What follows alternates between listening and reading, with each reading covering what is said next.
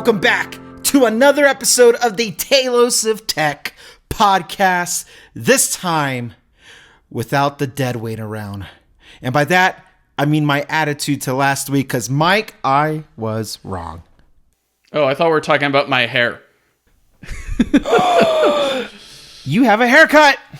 I do have a haircut for those what that happened? watch the What's podcast. the story about the haircut? And I'm sorry about the fridge. I was wrong. Everybody was happy about that. But what happened to the hair?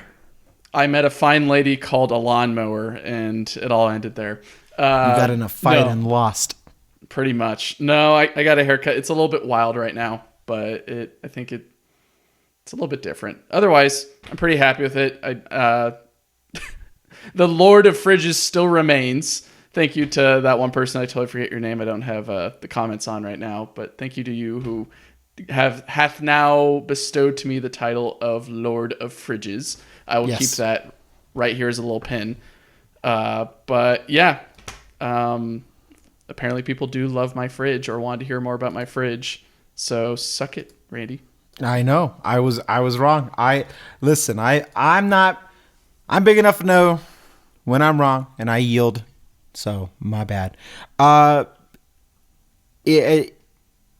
We have a little bit of a shorter staff today on the panel, thus a bit of a shorter episode. But I did want to open the show pretty quickly with some self-plugging. I put out a music video within the last week, and I also put out a song that just came out yesterday as of recording this on Thursday. And I encourage everybody to go take a look at it because people have been pretty excited about it. If you like Halo, the video game, I can't talk for the show. I don't know the show yet. But if you like the video game Halo, I finally got permission, a multi-year battle with Microsoft behind the scenes about trying to post this song. And that's a story for another day because we're going to keep it short. But anyway, I was able to put the song out. And the caveat is no monetization on my end, no royalties or anything like that. But I got a song out called Covenant March. So go check that out and go check out my music video. I have a music video on my channel. Just click, if you're on YouTube, click on the hyperlink in the description, go do that. But those are my plugs. I just wanted to get that because I'm really excited. I've been doing a lot of cool things behind the scenes and on behind the podcast that is coming to light. And it's just, those are my passions. We talked about your passions with the fridge. I'm sharing mine right now. I'm working on an album. Woo! So, well, apparently my fridge drove away Drew, and now he's thinking about getting another fridge. So maybe you'll think about a fridge next time, Randy, after you're getting done with this giant album. Will I do you one better or worse? Not fridge, but I'm thinking about a smart washer and dryer. Why a smart washer and dryer? I don't know, because everything's smart. I don't know. Okay, that was a cop out. Maybe not smart, but I'm having headaches with my washer and dryer. So I was just talking with my wife last night about it. I'm like, maybe I should just bite the bullet and we should do that.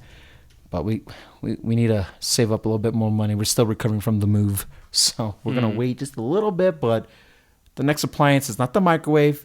It will be a washer and dryer. Our fridge is brand new from the last owner, so I got nothing cool to describe about it. It's very similar to the fridge that was at my last house you were at. So there's nothing wrong with it. It's not cool. It's not boring, but it works and it's new, so good enough for me. So I don't think fridge is on the table here. Yeah, I don't really see any benefit from a smart washer dryer unless you want to.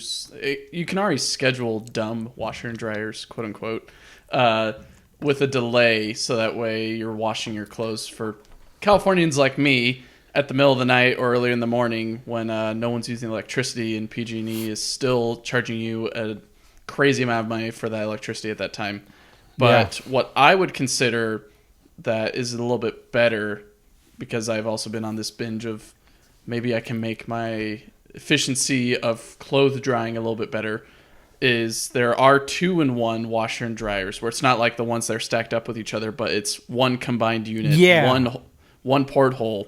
And specifically for these, I think it's like an LG or a GE. They have two combined that this one guy that I've been watching has reviewed, and specifically, they only use 110 plugs. They don't use 220s, which I think is very marvelous. Along with that, it's very efficient. That's why it's only using a 110 plug, because it dries your clothes a little bit slower. It has a heat pump in it. That's why it's a lot more efficient. But because of the heat pump and because of the 110 plug, it's not drawing that much power. So it's going to take longer to dry your clothes and to wash your clothes marginally. But that means less money to wash and dry your clothes. And then also, you get clean clothes at the end. I think they're a little bit moist. I think that's the only issue with current combined washer and dryer units. Is they're a little bit moist when you get them out. I have not heard pretty things about them. Yeah, I've heard that they could be complicated to fix as well. Yeah. But at least with some of the reviews I've seen, I believe on the GE and the LG, they're not bad. And they've existed for a while, these combined 2-in-1s. But the ones that LG and GE have made recently seem somewhat promising with how they collect lint or evacuate the moisture as much as possible and or recirculate the energy or heat that they are producing. Yeah. So I think that'd be the route that I would go if either I was in your shoes or I was in my own shoes. Or are if they I was in cheaper? Drew's shoes. I think that's going to be the driving factor for me. Not to be such a Drew about it, but so that's something I'm not up to date with because I'm not too sure what the costs of washer and dryers are these days since mine are working decently well. Gotcha. The refrigerator was another story, but the washer and dryer, I'm loving how I talked about refrigerators in the last episode, and now we're talking about washer and dryers in this episode. The people are probably thinking that this podcast is going down the metaphorical smart toilet at the end of this. But what people don't know is we're building up to when WWDC happens, and we're going to get updates to the Apple smart home app thing and how all this stuff will be able to, we're just talking about our gripes now, so Apple will fix it in June. They will announce all these cool things with AI this and, machine learning that. Do you think Apple would make an appliance like that, like a washer dryer or a refrigerator or a microwave? Yes. Which is, I say that so confidently, but any other time you would have asked me that, I would have said no. But I was very confident. Yeah. And the reason why is because I'm beginning to think Apple is thinking post iPhone. And why not do the Samsung approach? That's diversification is at its finest still.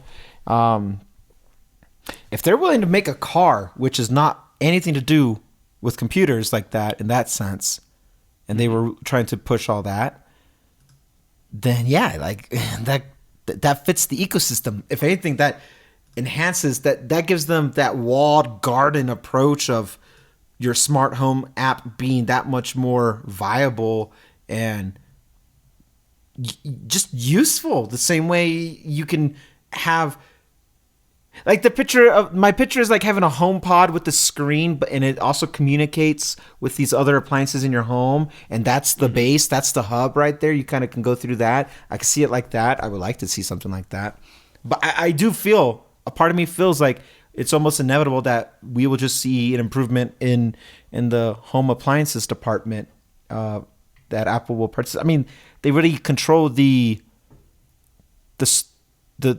what's it called now? It's called, I think, Matter is the universal one that Amazon, Google, and Apple came together to work on. So, for my light bulbs in the background, for example, they're smart light bulbs, right? And all I have to do is say, Siri, I'm not trying to trip it, turn on or off my lights, and it will happen because of that. Now extend that to more than just light bulbs or curtains or things. You get what I'm saying? I could see it being more useful for things that are actually applicable. Why not have a vertical streamline process of it going to more actual appliances? The only way they don't do that in a way that they'll just be in charge of software is if LG or Samsung or whoever, Whirlpool, gets into some type of agreement with them about some high-tech refrigerators or dishwashers or washer and dryers, and then you're just using Siri to voice command all those things anyway, or what's the temperature of the fridge, or what's inside my fridge. You can, like, those little cameras that you can see in there, or are your clothes dry? Are they not? You can, if everything's a sensor and it can use machine learning on that, Apple. Tell me how long, instead of me saying 1 hour, wash, delicate, like just scan, use your sensors and know that, oh, these are your delicates. Randy's underwear. You got to wash them a little bit softer. It's, you know what I mean? So just a thing, just a thought. Yeah. Yeah. I could see, or at least my hopes is that they just put the iPad in that position of like the home, oh goodness. Well, pretty much what Google does right now with their Pixel tablet. But specifically, we have the magnets for them, right? Yeah. I mean, we're pretty close with the magnets already on those. Eclipse. At least why not put this that on a speaker and let that be your home hub? You know what I mean? Just pretty much copy what Google did. And already it sounds like from some of the leaks, Apple is trying to snuggle up a little bit closer to Google with the Gemini AI and all that. So it only makes sense if that is true, they could still leverage a little bit more of Google's reign in the smart home appliances and integrate that with the iPad, so that way it becomes a little bit more Apple-esque. And then I guess then you kind of have some competition after you're doing a partnership, but they're already doing that anyways. So I would think something like that could happen, or some contract could be negotiated, or they just develop it on their own, because I'm sure that Apple can do it. But yeah, I think contracts have to be the way, man. The Apple just keeps getting sued. Monopoly this and blah blah that. Everyone's getting sued these days, Randy. I think the government just wants all the money that they can get at this point. I may or may not have been, implied something of that caliber could have happened to me with the previous topic we were talking about, multi-year something or another, that I don't know if I can just never mind. Anyways. Never mind. But look, let's talk about some news, since it is a news show kind of. We know that Apple has opened up the App Store a little bit, and that I think that is also in response to this whole like Apple has a monopoly over everything, and I think we're going to see some changes that we may or may not agree with, which I have mixed feelings about, and I wanted to pick your brain about. Is Apple still Apple in that sense if they have to keep conceding to lawmakers and stuff? The USB-C thing is a cool blessing in disguise that we all wanted it anyway, and we don't hate that part. But, by doing that, Apple showed that they're willing to, yield on some things. Like, all right, fine. They won't push the buttons because they want to have business, and especially outside of America. And now we just see it's the App Store. Like, what's next? Like, there's going to always be something now. I feel it's always going to be something. And if you let government, and I don't mean to be like in a political sense, just in a regulatory sense, if you let government dictate how your business runs because you're so big, you're so profitable, you're the most valuable company in the world. Mm-hmm. Are you really still the captain of your ship? Is Apple still Apple? At what point are they no longer Apple then? They conceded on the USB-C. They conceded on the App Store within reason. There will be more. Just in general, there's going to be... I don't see a scenario where there's not more attacks coming for them because they're so big. And if that's true, if I'm right about that, are we not losing a piece of that spirit that makes Apple Apple? Because it's everybody else got their hand in the pot. It's kind of corrupting the system in that sense, the company, the integrity of what they're trying to do. Do you get what I'm saying? Does that make sense? Yeah. No, it totally makes sense. it seems like no matter what way Apple turns at this point to try to maybe not monopolize, but gain a upper hand in a certain market, it feels like the UK or the EU, I guess, the EU government comes in and says, no thanks. You cannot go that way. Turn back around. Try again later. But no success. So it is worrisome. It feels like that day and age of maybe not freedom, but more of the risks or I guess boldness that Apple could take and make on certain decisions and product lines is somewhat faded away. And now they're having to operate in more stricter boundaries because they've become so big. Comparing Apple today to Apple 10 years ago or Apple 20 years ago, totally different companies. So it only makes sense that the EU is trying to protect smaller companies that are coming up right now and trying to maintain their business, where this massive tech giant being Apple might squash them out potentially, maybe unintentionally or unintentionally. So it's a tricky.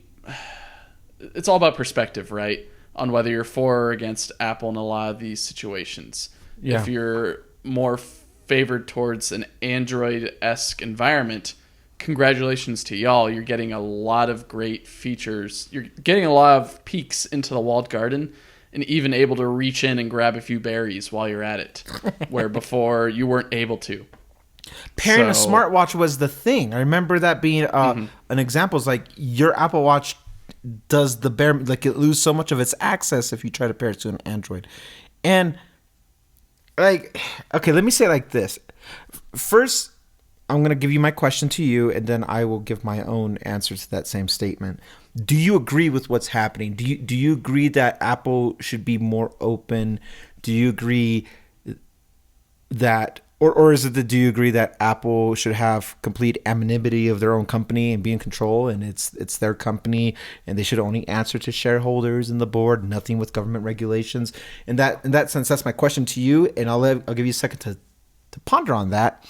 Sure. No, I think I've already got an answer for it, actually. Sure. Okay, yeah, let me hear it. I think neither black or white in this case. I feel like there's a gray area that can be operated in. It might feel like maybe right now it's tending more towards the darker side of things for Apple, where no matter what, they're going to get turned away.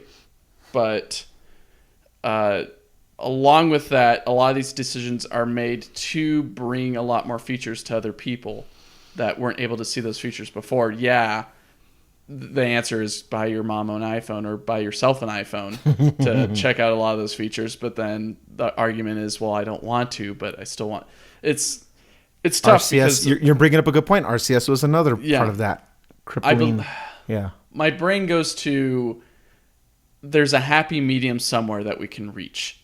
But determining where that balancing point is really tough on how far we need to not sacrifice, but we're willing to give versus how much we can take out of this scenario, we being Apple. So I don't know. I feel like there is a lot of taking. Well, I know there's a lot of giving right now, or taking from the EU, but giving from Apple. But I think a lot of that giving will turn out to be good in the long run, because the idea of having two monopolistic entities, or maybe not two, but two big superpowers, and you can only go from one to the other, and you can't exchange information as well between them or operate in the same manner between them, it feels very disjointed. And if we're going for a future in tech where everything is smooth and integrated and just seamless, I guess is the word that I'm going for, maybe making it so that Apple plays nice with others is the best approach. But I don't think going the whole 20 to 50 yard, the whole 100 yards being Apple has to tear down the whole entire wall, and Android users get to bask in all the tech and all the effort that the Apple engineers have done their whole entire lives, is the right move. But I feel like there's some agreeable handshake that can be made to where Android and Apple can work together seamlessly. But I'm not too sure how that's going to get carved out. Here's what I feel. One, I'm biased and I'm pro Apple. So I want my bias to be known. Shocker, right? But with that, they're not above scrutiny. And it's their platform. They built it. Yes. With that, if you... I pause and I go, what's the intent of why the EU is doing this, or why is government now our government suing? Like, what is your intent? It's not to get money out of them. It's to, they say it's to help the end user. Let's say there's no malicious intent from a government, and let's just say that's true, and that's very gracious. If for the end user is to help it be more seamless, I always reference back to the same thing about like changing a light bulb. It doesn't matter what brand you use of a light bulb's a light bulb and it works. And I use that analogy all the time when we talk about the NACS port for Tesla and how it's being more adopted. You just a gas port is a gas port. It has different fluids. You can do diesel, you could do gasoline, but at the end of the day, there's no stress of like you can only do certain things here and there. And the caveat to that is that EVs don't take gas, so then they're doing their own thing, and I'm pro EV. So in the sense of like, man, it's their own network. Go do great things. But if it comes to simplifying the experience, your day-to-day interactions with these devices for the people who aren't tech savvy, for the people who don't care, even if they're younger than you and me, and so they were raised in this, but they just don't care. Like, it's not my interest. I care about sports or music or what art. It doesn't matter. Like they don't care about the minutia of all that. Then I can see why they want there to be some lessening of the grips, because people who are on Android now, most of them, you're one of the few exceptions, Mike, but people who are on it are staying on it. They're not gonna automatically like, oh, there's this new software thing of their next iOS 18, so now I'm going to Apple. There are some people who will do that. I'm not saying they won't do that. I know there are outliners for that, but when you have like a family plan, you're just on your parents' family plan, and they all have Galaxies or Pixels or whatever. They don't care about tech like that. They're like, I'm just gonna get whatever I get, the free whatever every 2 years from AT&T, and that's good enough for me. They don't, a photo is a photo. I'm gonna post it on Snapchat or Instagram anyway, so I don't really care. Like, I know people like that in my life that are that's just how they behave. It is frustrating when you can't communicate effectively the same way as you would others between Android and iOS. Like, I get that. I experience the frustrations. I don't want to shame other people of getting out of Android, because even though I'm biased with my own flavor, ice cream, so to say, I don't care what other people use. I really don't. I care about the product working, regardless. So like, if I'm texting you or calling you, I want to know it's going to work. I have friends outside the U.S. Like, if I'm going to talk to you on Instagram or Discord or whatever, like, I want to know it's going to work. That's what I care about. I don't care what your device is. So from that point of view, I get it. But your answer is quite spot on. There has to be something in the middle. And I feel if they can meet in the middle, it can't be all one or all the other. Because the middle gave us USB-C. The middle is giving us RCS support for these other guys. The middle is opening up the App Store a little bit more. And I don't hate any one of those things in a vacuum. If we just talk about a more open app store, I think that's cool because I want to port old retro games and play my childhood. I used to play Legacy of Goku on Game Boy Advance or Pokemon Yellow on the Game Boy Color. Like that's my childhood. I love that stuff. I would love to go relive it again. I would love backwards compatibility of other things because game developers, if it's coming from a server, they only have to do updates and patches to the one thing, and then it pushes it out to all Xbox, PlayStation, Switch, iOS, but mobile gaming, like Steam. All that is all being not at the end user have to have individual versions of those things, but at the server side, and that's easier for developers to do. And I see that as more streamlined and efficient. So why not do like that? I like all those things. To me, there's a middle ground of all that I can get behind.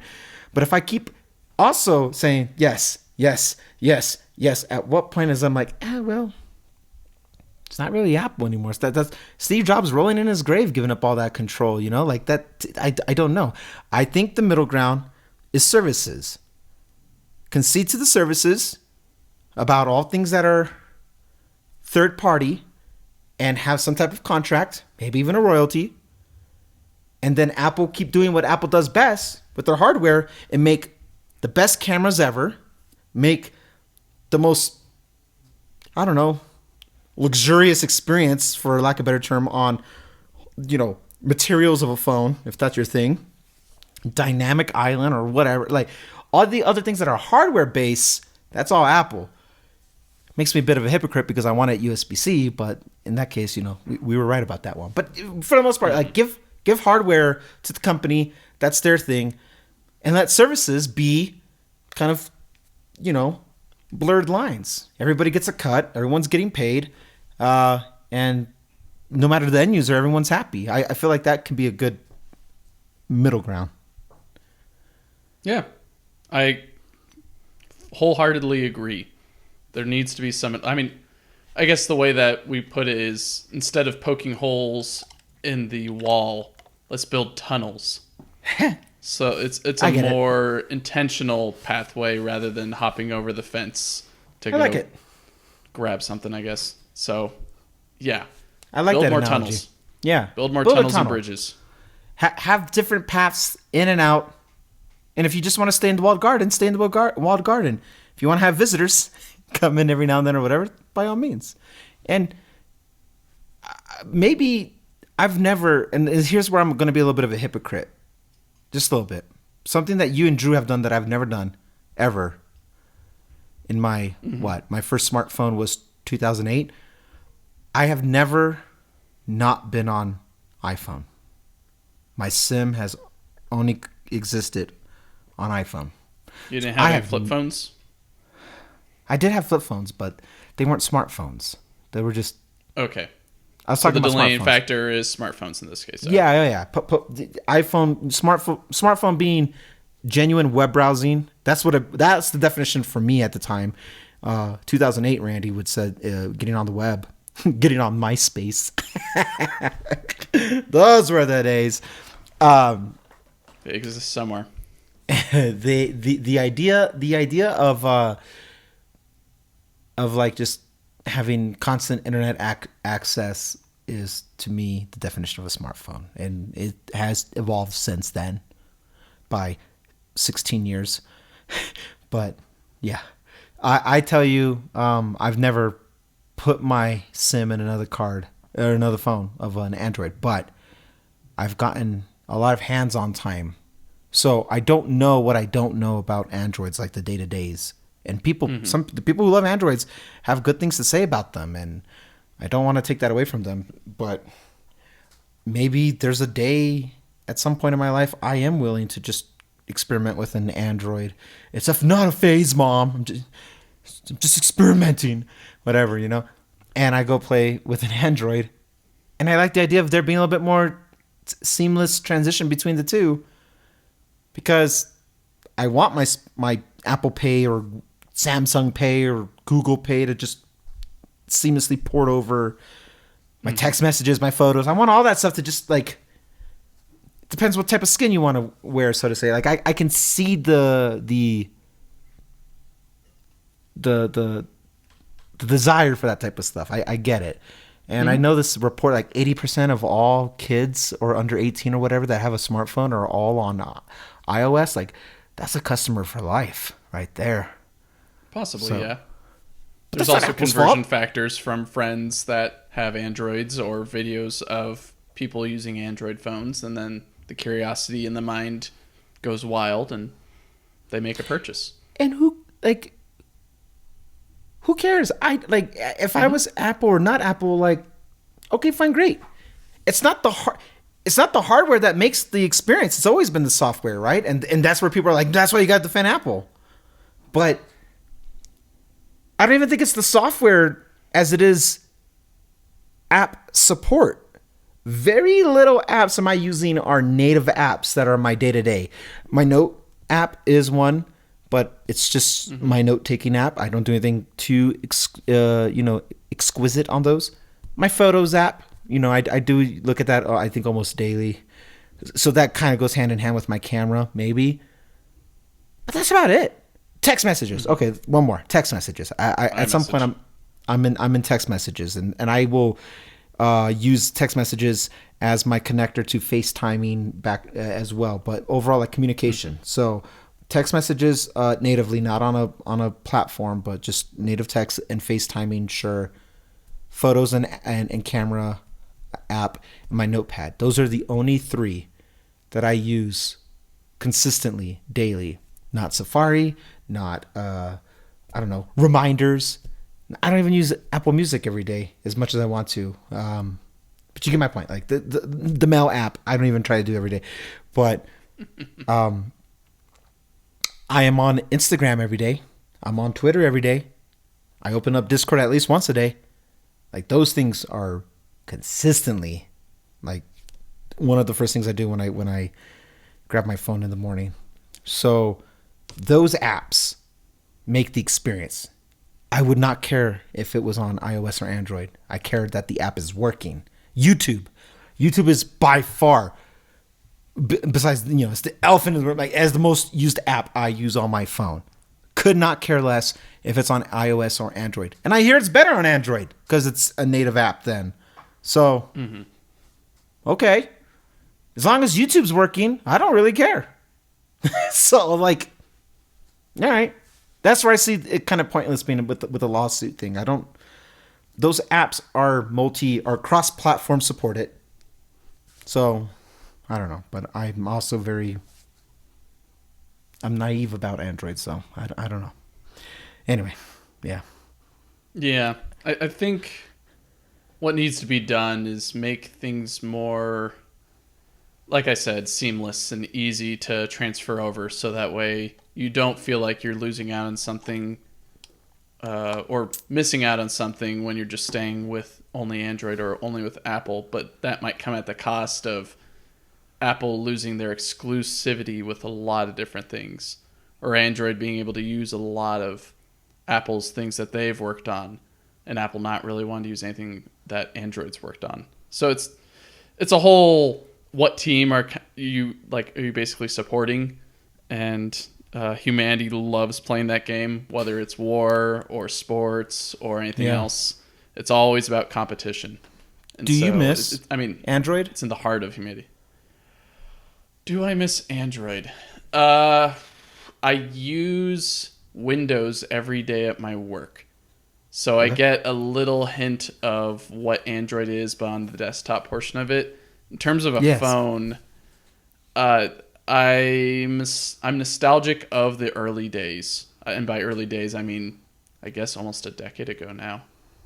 Like with the Pixel 2 XL that I had. I loved the Touch ID or the fingerprint Was that ID, 10 years ago? No, it was 2016. Okay. I think 2016, 2017. So we're getting there. It's about 8 years. So I vividly remember Pixel 2 XL. Mm-hmm. In that 2016, I vividly remember Pixel, but Pixel didn't have the biggest, oomph the same way Pixel 2 did. Pixel 2 was the Pixel. Like, I remember that being the thing. was a bit more We refined at covered that point, and it had a few Yeah. more tricks up its sleeve that they were showing off with just one camera. Still, Do you- at that time. Right. That's right. That's why Early it was Cam because like who needs a second lens and then by Pixel 3 you had a second lens.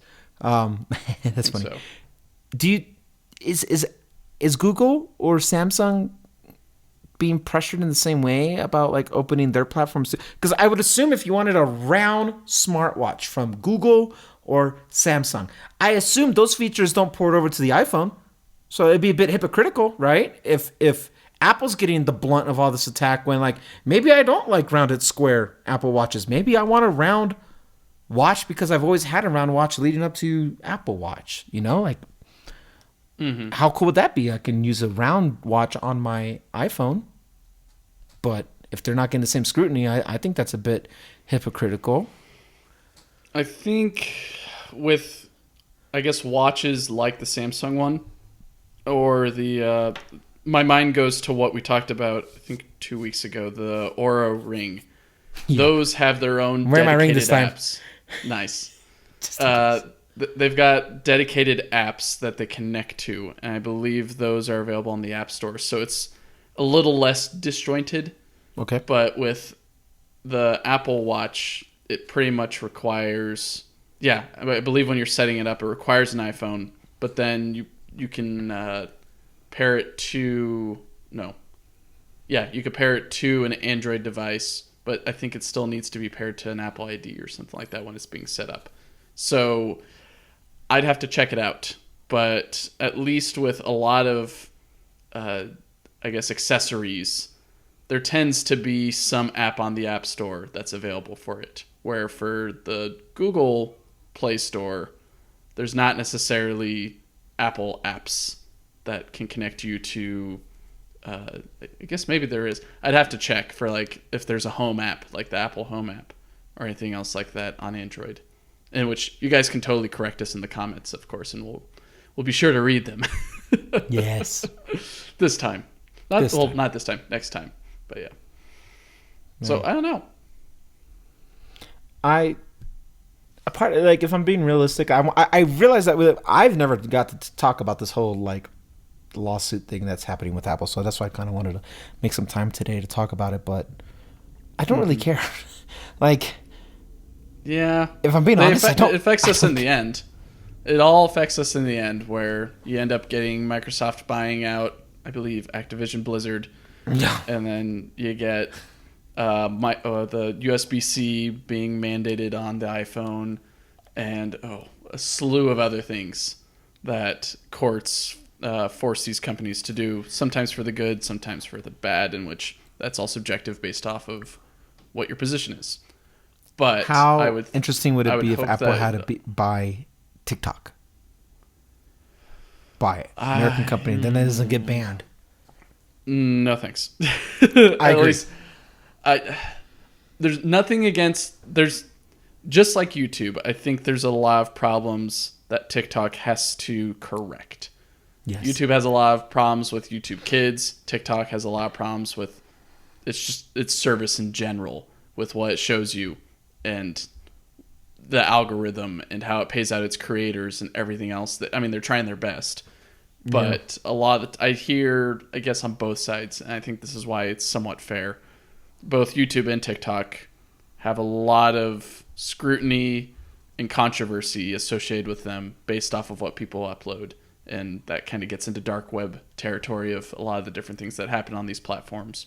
But at least with, I don't know. I'm more familiar. I think this is where we come from, Randy. We're more familiar with YouTube. We're more aligned with what YouTube is, where we don't really use TikTok that much. If not, I've never downloaded the app. I've viewed one or two TikToks on like a web browser because someone sent one to me, but otherwise I don't really use it, and I don't really like the previous court cases that they've been involved in regarding information and the other controversies that are associated with them. So it's not like I'm rooting for TikTok to get banned out of America, but I think a lot of these social media platforms really need to get a lot more attention with the government, or at least there needs to be some regulations associated with them, so that way we have a promotion of ideas, but not a restriction as well, to where we're not having creative choices delve more into darker and I guess taboo, but like darker taboo type of subjects. I've heard this case before. That what you're describing, what you're effectively saying, that the case that I've heard made is that because right now these social media platforms are protected as platforms, so they're not liable for the content that's on there, as opposed to like a publisher. They would be. Publishers would get sued for libel, or libel is written, right, and slander is spoken. Yeah, I'm pretty sure that's it. Either way, you get my point. The point is that like a publisher can get sued for saying something or doing something or showcasing something, pushing a narrative, so to say. Publishers can get sued. Platforms can't. But the case I've heard is that, at least in our U.S. law, is that the platform law is so old. It's so pre-internet, and so much has changed that the laws haven't caught up, and they need to be adjusted. Not to so much take away. Oh, that's what it. Because it was in the context of censorship, not in the sense of censoring things, but I don't feel good personally as an adult going on Twitter and without my consent of me wanting to do it, I'm shown graphic video footages of what's happening in like Gaza, for example. Like, I don't want to see that. I don't need to be exposed to war. I don't need to. I've lived through it. I'm a product of it. I don't want that stuff. And like, nothing to me good comes from promoting, showing unsolicited, like, I don't want to push it because I don't want to edit nothing, but like just graphic images. Even in the nudity sense. I don't want to see that. Like, I'm tired of every tweet that I put out. I get the link in bio with the blurred out image. Like, it annoys me. That's a bot problem. But it's unsolvable, Randy. Well, maybe I'm just too old and I don't care enough to like. I find myself, specifically with Twitter, I just find myself going on it less and less. And it's definitely for the better. But I don't know. Because it's all murky. Instagram, they have their own problems, right? Everything's always picture perfect, and so you get to see these perfect bodies and kids who aren't fully developed mentally yet to see that stuff and compare themselves. They can't help it. They'll compare themselves and they'll think that they're less than, and then you see this body dysmorphia things start to happen, and depression and anxiety. All that is just so much more potent today. Or just doom scrolling in general. Since Instagram has adopted the TikTok approach of content as well. Yeah. And I'm just like, no, I'm good. Luckily, I'm old enough to, I can limit the things, but this goes back to, I was talking about when my son was first born, about why I don't put his photos and whatever on the images or anything like that online. Is because he's too young. It's not my place. I'm not going to take away his anonymity. Everybody's born with the right to privacy, and you choose what you can, relinquish of that for social media. But by the time he's of age to do that, he's going to learn all the things that Gen Z didn't learn, because they were the first full-fledged generation exposed to this stuff. Millennials, I'm not an elder millennial. I'm literally on the timeline of the millennial generation. I'm right in the middle. But I do remember pre-internet life, and I know what it's like now. So we weren't even the first guinea pigs. We were the ones that were trying to break things to see what you could do with, AOL or Messenger, SMS Messenger, whatever, like all that stuff. I remember all that. Like I was just talking about, I remember pre-MySpace and then being on MySpace, and all that stuff was just so digital new territory land. It was the new frontier was online. So by the time the things were starting to refine and ads and algorithms, I was well into my adulthood. But Gen Z, even the oldest Gen Z, was still a child, and their whole life was nothing but this whole social media thing with no restrictions, no limitations. Nope. The same doom scrolling, same graphic content. Like, all Gen Zers were exposed to that. And looking at what they've gone through and how they have more mental struggles now from it was like not my kid, not gonna do it. Like, that was heavy in the paint, and no one knew that was gonna happen. And it's not their fault. They were raised in it, molded by it.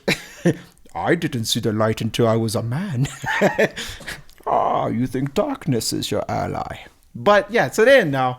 And it goes back to say, like, regulation. Like, now you see all these things with regulations on social media platforms, and I 100% support, because I hate social media. I hate that I have to use it to promote things. I hate going on it. I like connecting with people. That's the catch-22. I would have never known you or Drew or Nick or anybody I consider a friend. Like, I would not without social media. But I hate it so much. Yeah. It'd be nice if, there is a bit of nostalgia of early internet days that I have from time to time, where it's all anonymity, but in a good sense. It's not a huge negativity focus, or at least capitalistic negativity associated with it, where every other thing is an ad promoting, I don't know, Liver King or whatever, or something else. And a whole bunch of other things going on there, in which that's something that I face as well, with like news of Roku showing ads through your HDMI inputs, to where even when you're not watching your Roku and you're like, I don't know, playing Halo or Horizon Zero Dawn or Jedi Survivor or something like that. I'm only naming the games that I play. But good games.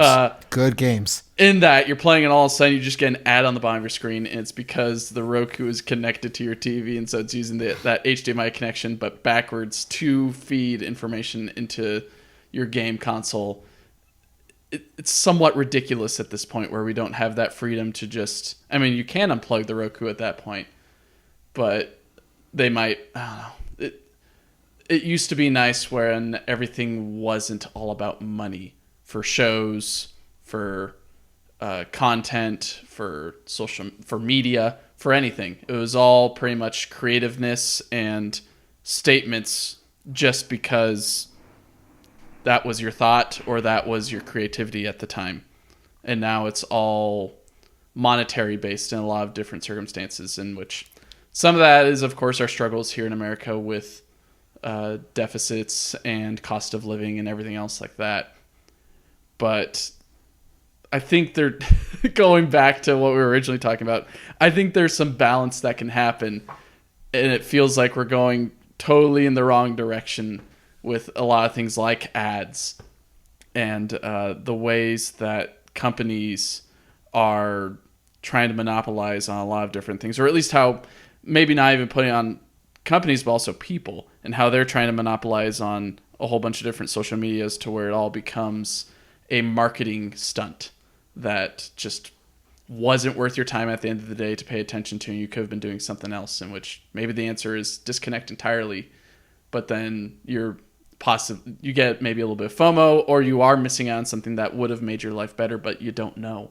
It may have made your life a little bit worse because you got a little bit too integrated with it, or you got too sucked into it, or you got in with the wrong people. So it's a weird world we live in now, where it's a big digital, maybe not battlefield, but it feels like the middle of a Fortnite battle royale where people are just throwing boogie bombs everywhere. That's for our audience who understand that reference. And have you ever looked at the demographic of our audience? Nope. It's either like really young or really old. And I'm embellishing the extremes of that, but it's either people who play Fortnite or people who played Pac-Man. Both are good games, in my opinion. but Yeah, no, yeah, I'm not playing either right now. and that's fine. That's fine. Yeah, I think we had our whole life of not. The FOMO thing is real because it's just constant information being fed to you, right? Like everything is like artificial stress and pressure of some. You got to get this thing, otherwise it's outdated, it's old. Your things, iPhone upgrades, which it is what it is. Staying up to date on certain movies or shows that have come out recently, and if you don't stay up to date to them, spoiled. you're gonna get Either spoiled. way, it's gonna get spoiled. It's inevitable. All the so much pressure that I feel is synthetic. That we'd never had, even as recent as I'd say 10, 12 years ago. That wasn't a thing, and we were doing just fine. Having the FOMO of not even knowing that we had FOMO. You had FOMO, didn't even know that you had it, and you're just like, well, all right, whatever. Our world was like this, and the moment your watch can connect to the internet, it became so much bigger. And our brains are not meant to probably indulge on so much information, but you try to, and it is quantity over quality, unfortunately. And going back to the YouTube thing, I'm so addicted to YouTube. I love YouTube because it's a place of knowledge for me at this point over anything else. Yes, entertainment too, but I expect my knowledge to be entertaining. That's how I get my entertainment is through the knowledge now. That's the stuff I watch. But likewise, I'm just indulging, and I don't feel like I'm getting stupider for watching more YouTube. I learn so much, but my problem is when you're doing this, instead of hanging out with the people around you, I refuse. I don't want that to affect my relationship with my kid, for example. That's a real fear I have now, and rightfully so. So. This whole FOMO of oh my, there's always something new. Did you not see the thing that just happened? The earthquake that happened in New York? The earthquake that happened in Taiwan? So-and-so got busted again. P. Diddy got arrested. Oh my God. Everything is breaking news all the time. It's Trump and Biden again. All that stuff. Dude, none of that affects my literal perimeter right here in my house. It doesn't pay my bills. It doesn't put food on the table. It doesn't benefit in any of that stuff. But it's it's information, and then everything gets glorified or sensationalized. Oh God. Yeah. The incentivization of being a gear in the machine it's tough. It feels like someone's very much trying to push you as a cog into this mess of other cogs that just keeps on transferring a whole bunch of radial velocity all around and a whole bunch of torque on you, so you're just feeling all that stress. I'm throwing out engineering terms for those that understand that. But I have faith they do. Yeah, I'm sure you do as well. Not belittling you or Randy or anyone else. But there is a lot that goes on. I think... Again, there should be a balance that should be attained, but it feels like right now that I've gone through, I deleted pretty much, or not deleted, but I filtered through everything that I follow on Twitter or X, and it's now basically just automotive. And then the only other thing I see is ads. So it's either automotive or ads, and usually the automotive also puts on ads. So it's just ads and ads and ads. Which is tough, but at least it's Yummy. just auto. It's mostly auto ads that I hopefully see, which is better than just things that are being pushed against me that I don't really want to see, or leaks and excitement that most likely won't amount to anything at the end of the day. And that's something that I'm trying to wrestle with as well on Instagram, to where every single day it's someone posting something new about Star Wars or something new about Invincible or anything else on the finding page, I guess, that appears sometimes. And it's tough because you have to click on it and then select I don't want to see this anymore or report it or anything else. So whether that means you scale back your time on social media that helps this not just addiction, but this pressure. Or if you just follow certain things and try to tune it to be a little bit more utilitarian in a way, make it a little bit less emotional, but a little bit more focused towards what you want to see, and hopefully the algorithm rewards that. Yeah. Is maybe the result that we have to aim for. Is that getting picked up on the mic? I hear something in the background. Kika. My Oh, that's dog cute. is barking. She's howling. Maybe she's saying, all right, this is where we're going to wrap it up for tech today. And I say, okay, Kika, I hear you. Well, here, one last thing, so that way we don't make it too much of a bummer of an ending. Sure. If you are in the market for a nice little robotic companion, being an iRobot Roomba, I believe a new one was just announced by iRobot recently, who isn't getting bought out by Amazon, thankfully. I learned that just recently as well, which is great. That way Amazon's not watching both what I do on my smartphone and also what I do in my home. But they are apparently introducing a new one that's like $250, which is pretty good. And apparently it's both a combo vacuum and mop, which is something that I don't think they've done before. They did the regular vacuum Roomba, and then they did the Brava, which is the mopping one. So having a mixed one might be interesting, but hopefully it doesn't clog up too much with pet hair at the end of the day when it's done vacuuming, and hopefully it doesn't use as much power, but it seems like it will if it's doing both vacuuming and mopping. But maybe there's some algorithm in there that just does selective mopping in locations that are a little bit dirtier than others. That's neat. I can relate to half of that because half my house is carpet, but I would like to have a mop for my kitchen and bathroom, so I like it. Yeah, I got some mopping to do on some of the hardwood that I've got. And my little Roomba that I call Mo, unfortunately, cannot clean that up. Mo. Yeah. Sweet. It all ties back to Wally. This has been an enlightening... I'm leaving today's episode thinking a lot more. Stuff I've sit on, but yeah. Anyway, we'll end it here for this time. And next week or whenever another episode goes out, hopefully we'll have our favorite ginger boy back. We'll see. But he keeps on leaving us, Randy. It seems like he's I think he likes he likes how coherent our talks are. But maybe that's why he wants a new podcast to listen to, and he realizes, wait, I could just leave my podcast and then listen to the one that was on before. It's about topics I care about, but then I can listen to it post and not have to. Yeah, I don't know. And it's curated towards what he wants to hear because he's interested in what our opinions are. So of course he's going to just be a listener. No, I see. What Drew you're doing, will Drew. hopefully be back eventually. Yeah, he will. Follow him on Twitter if you're not, and you'll see why he's not around. He's very much traveling right now, doing cool stuff. So lucky son of a gun. We will catch you all next time. See you on the flip side, boy. And y'all take care. See you next time. Bye bye. I'm uncomfortable now.